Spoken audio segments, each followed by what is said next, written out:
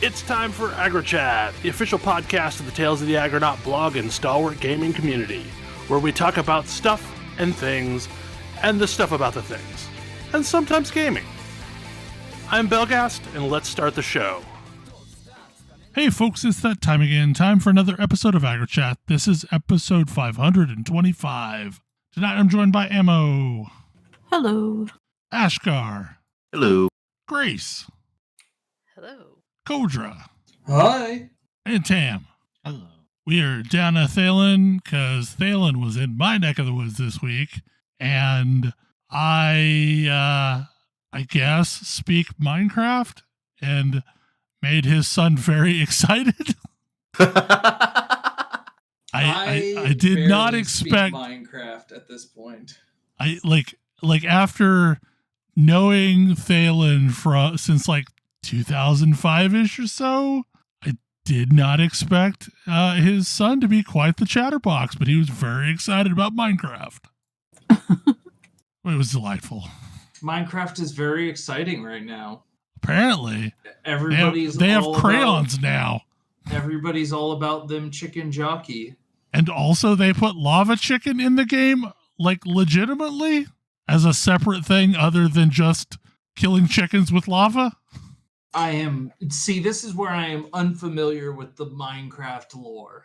So the lava chicken thing is an in-joke because one of the easiest machines that you can make to feed yourself in that game is to essentially create an elevated chamber full of chickens that then lay eggs down below, and you have an observer watching for when the chicken grows up tall enough to trip the observer, which releases for a second a block of lava, which instantly kills and cooks the chicken. And it is a semi-automated machine, and it's like it's a notorious thing to build. It's like my cow hole, where you use entity cramming to kill cows, because you can only have 24 of an object on a single block. So you keep breeding the cows until they, die and produce meat and leather. So like it's the lava chicken thing is a very simple machine you can create. But now apparently they've created a dish in the game called lava chicken. Okay. Is it when you cook chicken with lava? No, I don't know. Like it's a separate thing. I have no clue. Anyway, so Kodra, Blueprints is continuing to infect you with a mind virus? Well, so I am mostly done with Blueprints now, but I am to the point where I have seen basically everything in the game that I think the community has seen. I'm pretty sure. It's possible there will be more added. It's possible there's stuff in the game that the entire community has missed at this point. I think it's unlikely, but it's possible. It seems unlikely, but there are enough dangling threads that seem to be pointing to additional puzzles that do not currently have known solutions for them. But I've started playing. I went back to playing Cyberpunk 2077. And that is a very weird experience because the thing that Blueprints gets you to do is pay attention to what the environment this game has and what the environment is telling you and what is the story going on here. Because maybe there are secrets there that you need to observe and internalize. And then you go to a game like Cyberpunk, and there is just iconography and graffiti everywhere. But there also are a non-zero number of environmental puzzles. I mean, that might be true. I guess I haven't encountered those. But, it's definitely, there's a lot of stuff where my brain is now this screed against the corpos. You need to pay attention to exactly what it says because this may be important later for you. I'm like, I don't think this is that kind of game, brain. I mean, some of those things do link up with quests later, but they're usually just background lore. Sure, and that's fine. That's not what my brain thinks right now. My brain is trying to observe everything because it might be important to solving this. And what are you trying to solve? What am I trying to solve? I don't know. I'm trying to figure out what's going on here. Like it's my brain is still in blueprints. Games linger in my brain for quite a while after I finish playing them. For example, I still occasionally just think about The Witness, or not The Witness, The Beginner's Guide. That game lives rent-free in my head for like the last decade. I will say I highly recommend, like, if people are still on the fence on Blueprints, I highly recommend it. It definitely took me a bit longer to get into, but once I got into it and once I got all of it done, it was very satisfying. I've been told I should go back and play Mist and Riven next. Yeah, I'm guessing you were not of the appropriate age for those things when they came out. I mean, probably, like, I was, like, probably, like, 8 to 10 time frame. Yeah, like, I was in high school for Myst. Definitely played Myst. That's the thing. I played Myst, but I don't think I actually solved anything in Myst, and I definitely don't think I got to the end of it. I will say Myst puzzles require a lot of unsubstantiated conjecture. Yes. Probably not in the way that you are used to with Blueprints. Oh, I don't know about that. Myst is... I mean, Blueprints definitely rewards you for thinking like Myst. I would say there's a lot of puzzles of my, abstract puzzle solving comes from Myst's leaps of logic. Yeah, like I feel like there's a lot of puzzles that I solved in Myst that I just threw a bunch of things at the wall until one of them stuck. Yeah. Because there wasn't really a clear if-then-else logic structure. I mean, I will say there is definitely a lot of that going on in Blueprints. There's a lot of, well, I have solved this very discrete puzzle, and now I have no idea what I am supposed to do with it. The thing I will definitely praise about Blueprints, whenever they're doing it to you, there is usually about 3 different ways to come to that answer. Like they overhint their puzzles. So the last half of the game is a lot of you discovering hints and solutions to puzzles that you've already solved. And if you haven't solved them, then it's a hint for figuring that out. Yes. There are definitely things where you can make leaps of logic and solve a puzzle, and then, whoops, turns out, they didn't think that was a straightforward enough path, and so eventually there will be just something explicitly telling you the hint you needed. So this week we've been getting a bunch of, quote unquote spoilers for the 3.26 League for Path of Exile 1. And also there was another interview that went significantly better than the last one. But feels like it would be hard for that not to be true. Some checks have been written, and I sure hope they can cash them. Because basically in the interview they said they're back and they will be on a League is coming out every 2 months. I don't Isn't that more aggressive than it used to be? Well, a League for Path of Exile 1 will be coming out every 4 months. Oh, okay, got it. So PoE 2 League, 2 months, PoE 1 League, 2 months, PoE 2 League, 2 months, etc., etc. So I'll get a league I care about every 4 months. Basically. I was gonna say, did they release a making PoE 2 fun plan? Well, it is probably the same amount of fun that it was always. So if you did not find it fun previously, it is probably not going to be fun. However, this is a major expansion league, which is one that fiddles with the Atlas. So every so often they have had of the Atlas league, and major system changes go in. So who knows what it's going to look like? Because I'm kind of scared, because I would consider the Atlas in the best state it's ever been. So here's hoping that they don't screw it up. Xana is theoretically coming back in some form. We don't know if Xana is good or evil, because there's been some hints laid that maybe Xana is evil.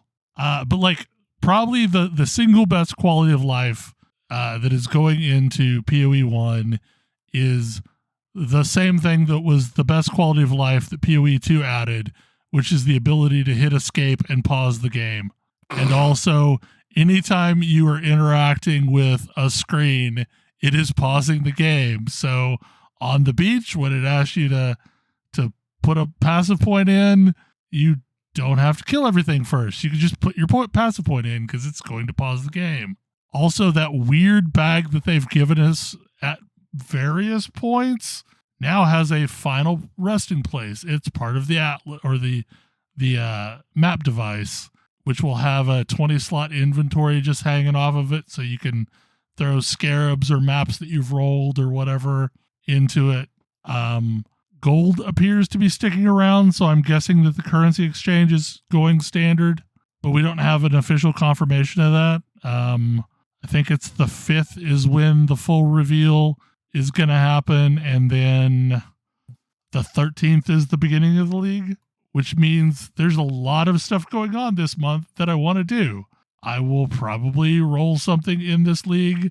I also really want to play the next chapter of Guild Wars 2, and then Dune is coming out. It's the Dune MMO?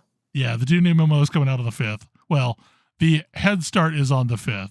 Oh, I didn't realize we were this close to it. Yes. The last piece of Janther Wilds for Guild Wars 2 drops on Tuesday. Dune comes out on the 5th. PoE 1 comes out on the 13th.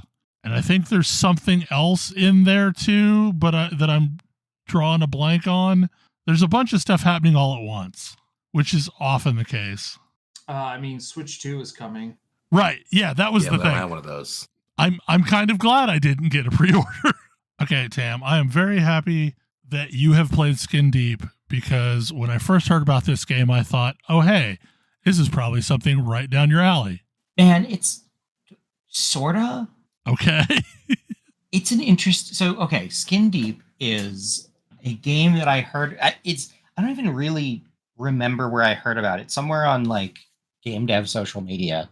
But it bills itself as a stealth action game. Yeah, like I saw it billed as a stealth sandbox. Yeah, sorta. So it's sort of like a Gonzo future game with like a retro. Well, it's built in like the Intech engine, but not a modern rendition of the Intech engine. I think it's the one that Rage was built on top of. I think so. But you play as an insurance commando, where basically like sometimes ships have paid for insurance against pirates, and you are, and you know, they plug you into cryosleep in case something happens, and if something happens, then your like cryopod wakes you up and you go insurance commando, because these people have paid for emergency protection. And so it's a series of levels in which you wake up from the cryopod and have to stop, like clear the ship of pirates and rescue the crew. The crew are all talking cats. Okay. There's a lot. So that's what the cats like. I didn't know what the cats you were rescuing were for, because they're not like realistic cats. They're weirdly cartoon cats. Yes. They're trapped in various ways. You've got to rescue them. You can play it like a stealth game. It sort of like suggests that maybe you might want to, but you really don't. It certainly doesn't penalize you if you don't. It's really more of a they're they're these kind of environmental puzzles in the style of games like Thief or Dishonored, but like you are reasonably capable in a straight up fight. You can like jump on jump on enemies and slam them into like when you jump on an enemy, you're like steering them into parts of the level to like basically bash them into things, or you can like shoot out a window and suck everything in the room out into space. And you're like a cyborg, so you're like, whatever, I don't need to breathe, it's fine. So you can do things that the pirates can't, like shoot out a window. If you want to get into a room better, you can shoot out a window and then go out of the ship and enter in a different way. And so there's a bunch of different approaches to every level I've seen so far. It's weirdly charming in its bonkers way. This sounds relevant, and it seems like you're a sec unit for Murderbot. Yes, but nowhere near that serious. Okay. Like it's very like gonzo silly. Like your pirates, a lot of the pirates you're dealing with, your character comments like, "Oh, they've got head insurance. That's expensive." But like if you take down a pirate, what'll happen is like you've killed their body, but their like head pops off and will start floating back into like a body regeneration machine. So you have to like grab the head and get rid of it somehow, flush it out the toilet or throw it out a window or something, just to like make sure they're permanently off the ship. Otherwise, they'll keep coming back. You're not wearing any shoes for some reason, which means that all of the like glass you're breaking becomes relevant because you've now left glass shards on the floor, and that can hurt or make sounds. I may play this because it sounded almost interesting to me, but then they said the dreaded stealth word, and I did not want to play it. Like, did you ever play No One Lives Forever? A long time ago, yeah. You know how that one billed itself as a stealth game? Yeah, but you could just absolutely just kill everything straight up if you wanted to. Yes. It feels kind of like that to me. Like, you have all these hooks for all this intricate gameplay, but the easiest solution is still the hammer. Yeah, I mean... like just hit the nails on the head. Be done with it. Yeah, like there's a bunch of like stuff I could do, but my general approach is to throw like pepper at people, and so they're sneezing, and then jump on them and smash them into like sinks. I don't know if that counts as stealth. Maybe it is a really weird game. It's kind of a delight because it's so silly. I think that this game would be less good if it were less silly. Well, the thing that I thought looked interesting was it had a very stylistic art style. Like, I mean, it is not realism in the least. Yeah, it's very much it's got a very distinctive, like sort of old school, but not. Yeah, like the character models reminded me of that game, The Tourist, where they're kind of like square and boxy, kind of. Yeah. I mean, that was that way because it was a voxel game, but I mean, it's kind of got that vibe. Every time you free a cat, it's got like a big meow, echoey kind of victory animation. I have to say, on the topic of stealth games, I am playing Cyberpunk right now, and more stealth games need to give me the ability to just memory wipe somebody who spotted me. It's so much fun. It's like, whoops, I made a mistake, but now I can just be like, no, you didn't see me. And it still somehow maintains the tension of stealth games while still giving you like a emergency button you can do to maintain the stealth session. Yeah. Being a stealth hacker in that game is very fun. Oh yeah, it's wild for that. And it does have that same like, I wouldn't bill it as a stealth game, but stealth is definitely an option. It is an option. Fully fleshed out one. But also you just don't have to. And like Skin Deep is a little it's got like a little bit of jankiness to it. I don't know, like depending on your perspective, it's either going to be cool or like frustrating, but it means you can like try all kinds of stuff. But yeah, it's a weirdly charming little game, and it's got some kind of story going on. I haven't quite untangled that. Your previous cat employers all send you mail, and they're very excited to have been saved by you, but also they feel you're like a minor celebrity to them. The pirates have like sprays. You've just been hijacked by the Numb Bunch, Space Pirate Guild Local 3733. I have not played long enough to get an actual gun of any kind.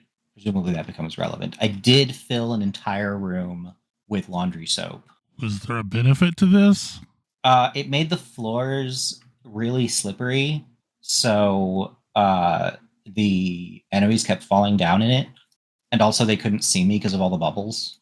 Seems reasonable. There's definitely an element of like, I'll finish a level and be like, what was that? But yeah, it's weirdly charming. Ash, what is the Child War Game 3? Child War Game 3. So there's a series, I've actually talked about it before, called Fuga Melodies of Steel. Yes. That is, look, the first game anyway is entirely about kids who get caught up in a war, and they head off in this super weapon tank to go fight the enemy nation and find out how adults all suck, and not to sacrifice each other with the big giant super weapon they're riding around in, which is a gameplay thing you can do. Just instantly beat a boss, sacrifice a child. What? The game encourages you to not do this, and in fact, getting the best ending requires you to not do it ever. This feels akin to murdering the little sisters. Yeah, right? Anyhow, this game, I was surprised, but it got a sequel 2 years ago to find some interesting things have occurred with this super weapon in the meantime. And unfortunately, you have to go chase it, and various other plot things go on. And it is ultimately kind of hopeful, but man, these kids have it rough. But after 2 games of this, the third game just came out this past week. It is a trilogy, so this will be the last one. And man, the start of this game, I feel so bad. These kids have been through like infinite suffering. Every so often, the game is like, that was actually too much suffering, go back and try again. And this game starts with one of those. But like, yeah. It is interesting to see the sort of progress of this series in terms of like quality of life features as it goes along. They recently added a quote-unquote fast mode, which is what I would call visual novel mode. The actual gameplay is a fairly complicated like time management and RPG sim where you have to manage this tank and figure out how to best defeat your enemies and upgrade your tank parts and work on all your relationships and things like that in the limited time you have available, gathering resources and trying not to die as your tank sort of wanders across the land. My brain has gone to like a Bane blade filled with children. You're not that far off. Like, really, you're not. But like with the fast mode that they just added to all 3 games in the series, actually, like they built it as a sequel, as a feature of 3, but they added it to 1 and 2, so you could just sort of get through them quickly if you hadn't yet. And it auto beats any any battles that are not required for the story. Gives you an instant win button that does not penalize you story wise. Just like lets you see the story of the game if you would rather do that than deal with the management systems. Fair enough. This is the game that was the focus of an article about how big is the market for furry games, and the implicit answer is big enough for this game to get a trilogy out of it when it otherwise probably wouldn't have. I mean, the Steam description is an RPG where you place children, each with their own unique characteristics and skills, at different gun turrets in a tank to fight against the enemy, which I can't say is necessarily selling me baseline. But I can see the art style is definitely targeted, shall we say. Yeah, this is definitely a furry game. I feel like we are in a renaissance of furry games. Maybe a little bit. Maybe there really is a market. CyberConnect has been around for a kind of long time. They made Tail Concerto back on the PS1, a game I did not play. I remember hearing good things about it, though. Yeah, I mean, once upon a time, you could have a studio that made, a couple of reasonably good games in the 90s, and then they just get to exist forever, which is pretty sweet. I mean, they've been doing a lot of stuff since. Mostly their big thing is they've been making the various anime arena fighters, like JoJo All-Star Battle, the various Naruto games, stuff like that. Do you want a game that looks like an anime, like really looks like an anime? They've been your people. It was interesting to me that their fourth largest market is China, despite the fact that you cannot, without using a VPN, purchase the game in China. Yeah. Look, that was brought up during the PoE stream as well, that they have this large installed Chinese user base, but there is no Chinese client. Nature finds a way. I did find that especially funny in this case, though, because, they've been doing this for a long time. It's surprising that they would not have, anything in China, but I guess not. It's a market that's very hard to legitimately sell things in. Yes. Because, when the PlayStation came out over there, there's really only a handful of games that have been officially launched in that region. I guess PlayStation 5 specifically is what I'm talking about. So I know Thalen talked about Lorelei and the Laser Eyes. Have you been playing through it, Kodra? Yes. Tam and I kind of both played through it. We spent the week two-braining it. Yeah. I continue to be amused at the term Metroidbrania for mostly how much it annoys people. It's a great term. A phrase. It's good. It's definitely coming off of it from Blueprints. It's definitely more like trying to be high art. It's got more like creepy, unsettling. I don't really want to call it horror vibes. Maybe a little.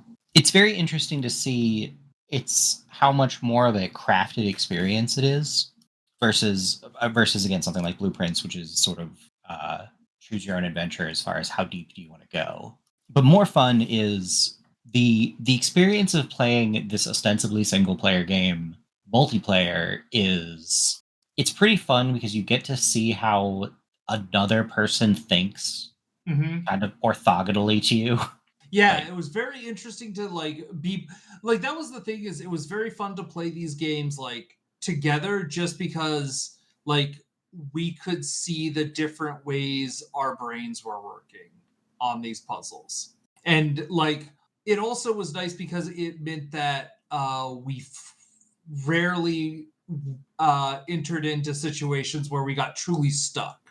Yeah, there's usually something to try. But yeah, one of the interesting things is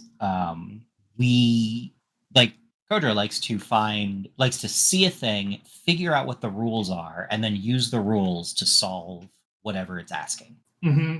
Which usually requires very meticulous detail and incorporating all of the different pieces of a thing, which I frankly don't have the patience for most of the time. But possibly thanks to growing up with Myst and similar and Sierra adventure games, I just sort of think or thought laterally a lot, and those two together are really good at solving puzzle games. Yes, there's a lot of oh, this is a math problem. I didn't even see that it was a math problem. Well, you got the solution to a math problem. Yep. But yeah, it's just a fun experience. We played it. I almost wish there were a spectator mode in more games. I realize that's just monstrously impossible to manage, but almost thinking of a streaming overlay or something where if you could be playing a game and then have somebody who is watching kind of point out stuff on the screen, even with just a ping. I mean, I feel like this is a solution, or the solution for this is streaming something to a friend over Discord. Kinda, which is how we did it. That is a thing that is well supported in that game. Someone, it can only have one person driving, but you can absolutely like see semi real time what's going on and make suggestions. Yeah, which is definitely how we did it. But there were a few times where it would have been like, oh, if for example, like I was piloting this one, so if Kodra could have pinged, like just like marked the screen like there, that's what I'm looking at. Yeah. It would have been very helpful. Yeah, we were doing it over Discord, and so it was very much the like, here is like I just saw something. Wait, go back, and trying to take notes. I have a whole ream of notes. It is, I think, my biggest takeaway from Lorelei and the Laser's Eyes. It was very interesting how much different solving these puzzles felt than solving Blueprints. Because like in Blueprints, there was, I feel, more ambiguity to the solution of the puzzles. In Lorelei and the Laser's Eyes, you either knew it or you didn't. Yeah, there's not as much. There wasn't as much space to like accidentally skip. But yeah, it was a fun game. Definitely worth the price of admission. More straightforward than Blueprints was. I am fascinated by what feels like a thing with puzzle games where a lot of people making puzzle games want to have some kind of like grand emotional or philosophical statement. I find that to be an interesting thing that just happens a lot. Yeah, this game was definitely a little obsessed with the concept of art and viewership. This didn't make us watch a 30-minute movie. This didn't make us watch a 30-minute movie, which I appreciate. It also didn't make us wait 2 real hours for a cloud to cross the sky. That does seem to be a popular puzzle game thing. The most it made us wait was 30 seconds, and that still felt quite long. It turns out I don't know what 30 seconds feels like. Turns out if you're specifically waiting for it, 30 seconds is an eternity. But yeah, there's currently a puzzle game sale going on Steam, so I've picked up a whole bunch of these. And I definitely enjoy the process of like, hey, like, oh, I see the solution. Here's what happens. Like, oh, I see the solution. It definitely feels better to collaborate with somebody on these games in real time. We should load up English Country Tune again. See, that one I'm not sure about.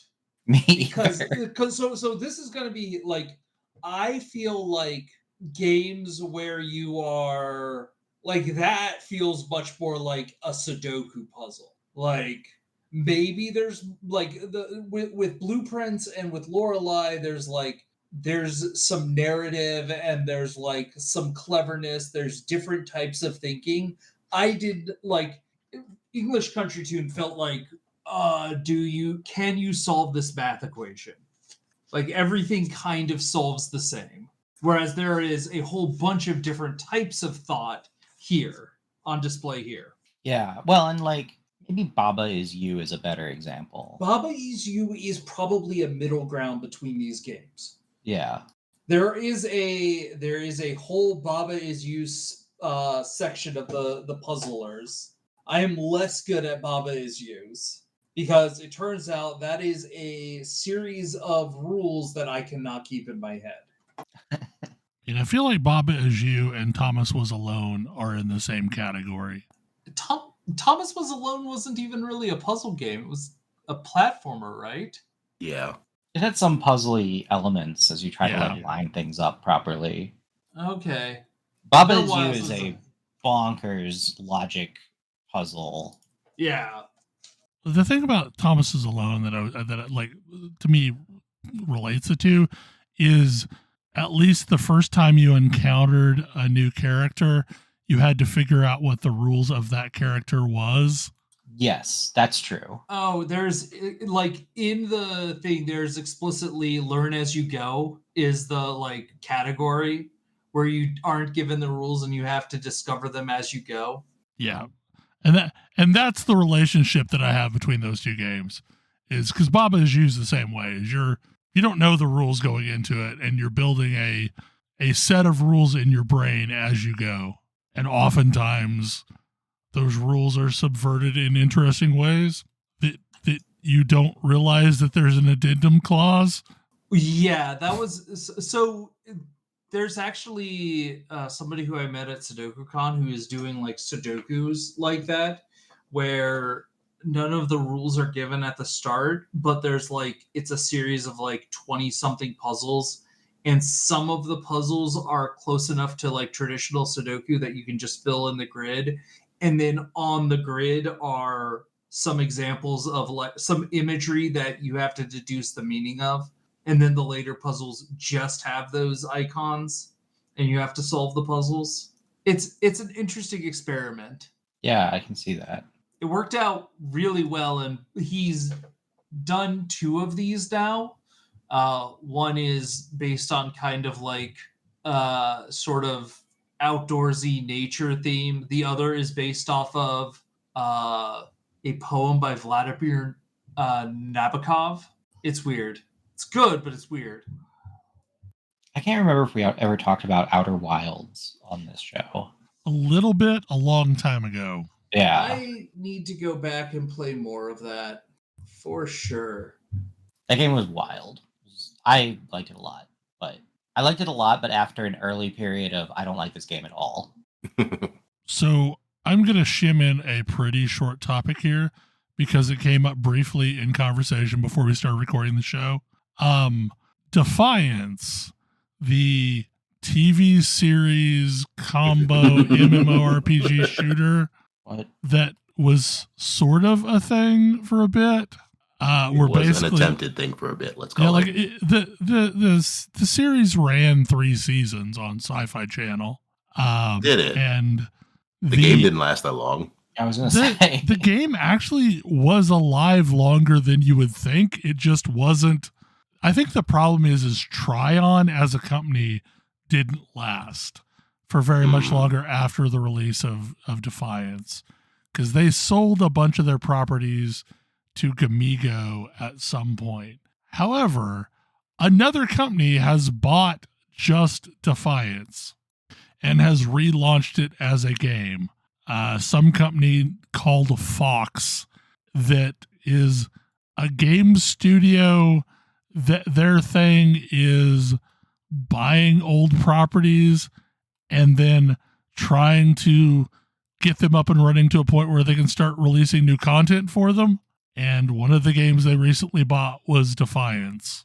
And it is back up and running and shockingly cromulent. Like, I can't say it's an amazing experience, but it honestly plays kind of like The Division in ways that I don't remember it playing.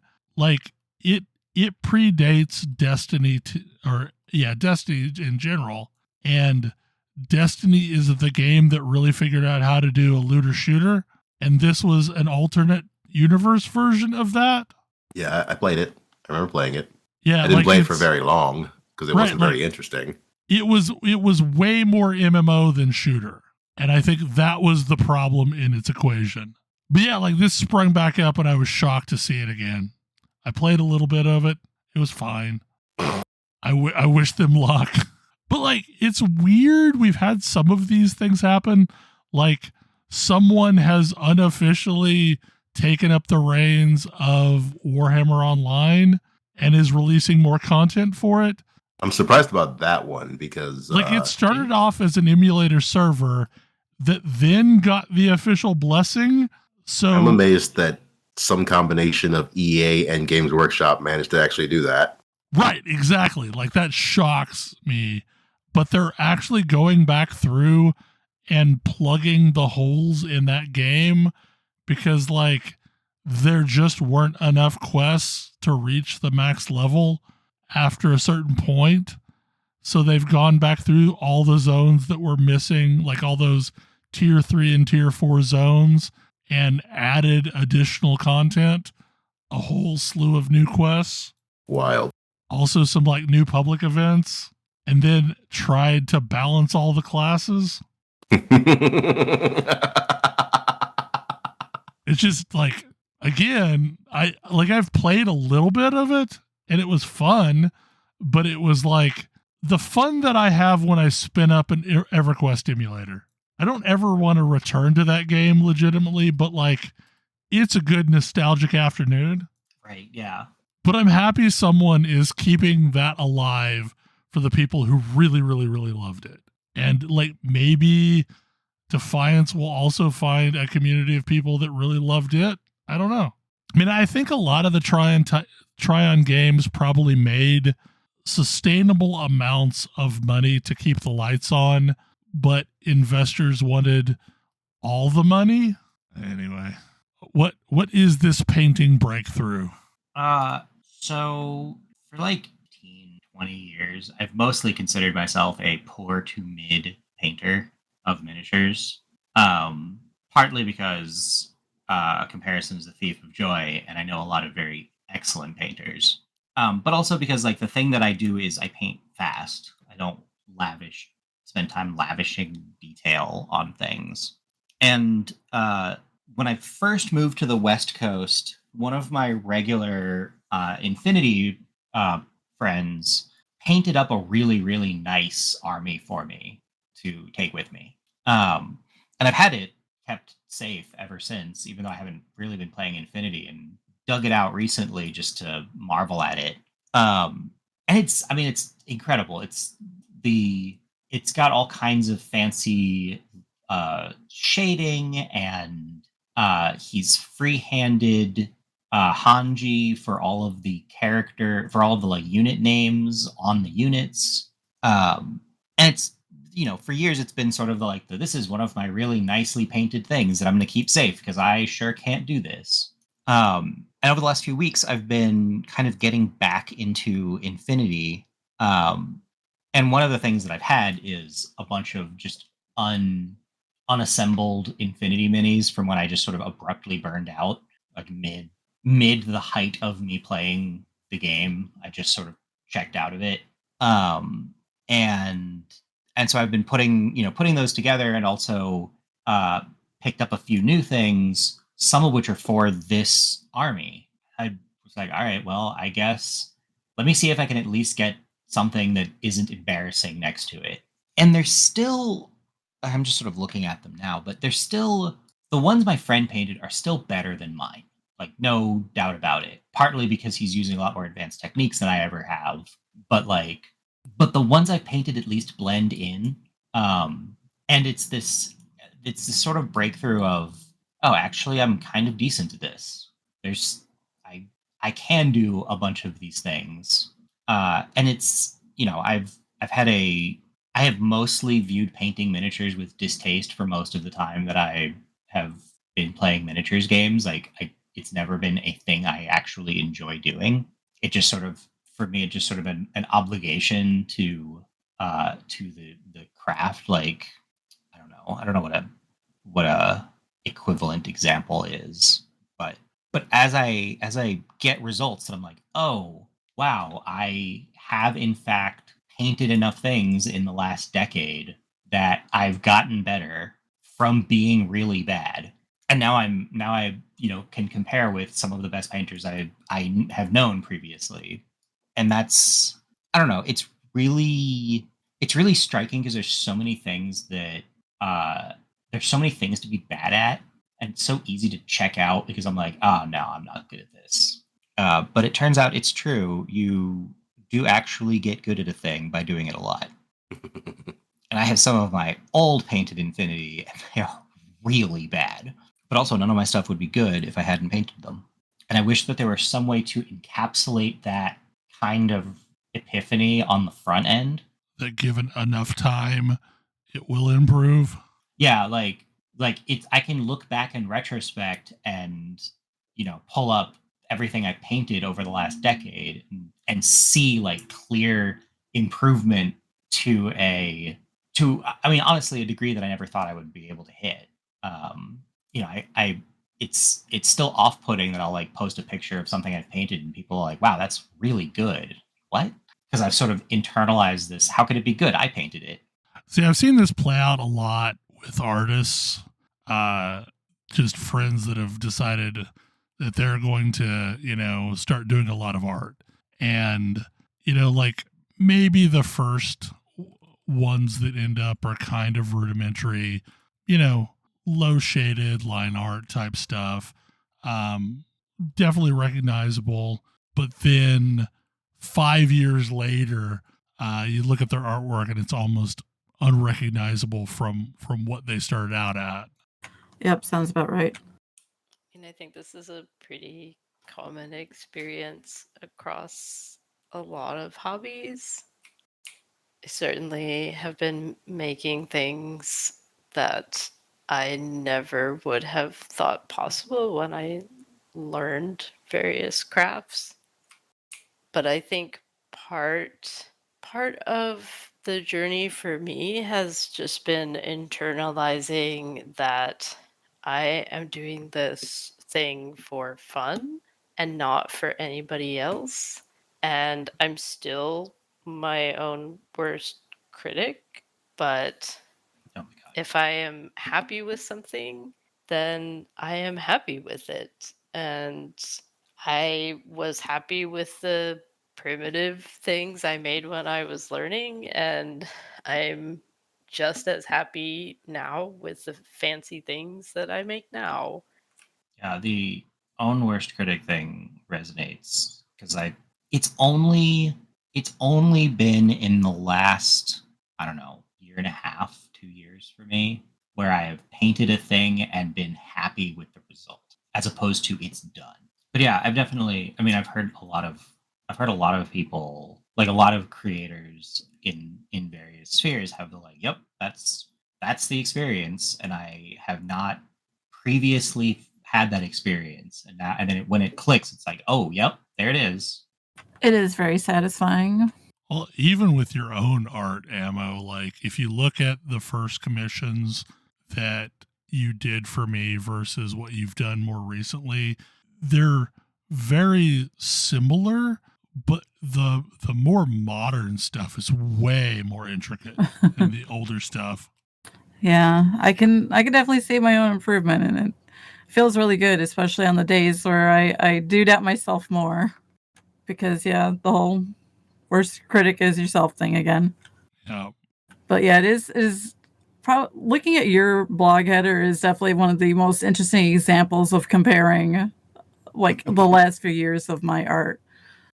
Because like I pretty much remember the order that I drew them, but I could just like look at it and just kind of point to the progress, like which one was the first and go through that way.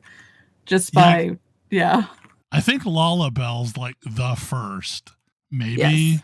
And then like I think I can do the same, but I'm not 100% sure. That header is like, I don't know, 10 commissions, 12 commissions. Yeah.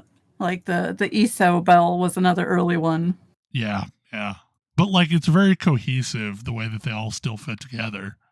Yeah, it really does feel nice to kind of find something comfortable and just be able to refine it, yet sometimes still break out of it and just evolve it.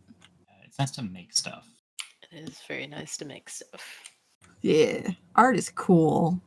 I find that I wish that I hadn't disliked my earliest painting work as much as I did, because I wish that I had it now, or at least had records of it, or compare it, for it to like paint the picture, so to speak, of my like own arc.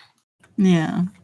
But yes, mostly this was an excuse for me to unpack that among a handful of people who I also know create things.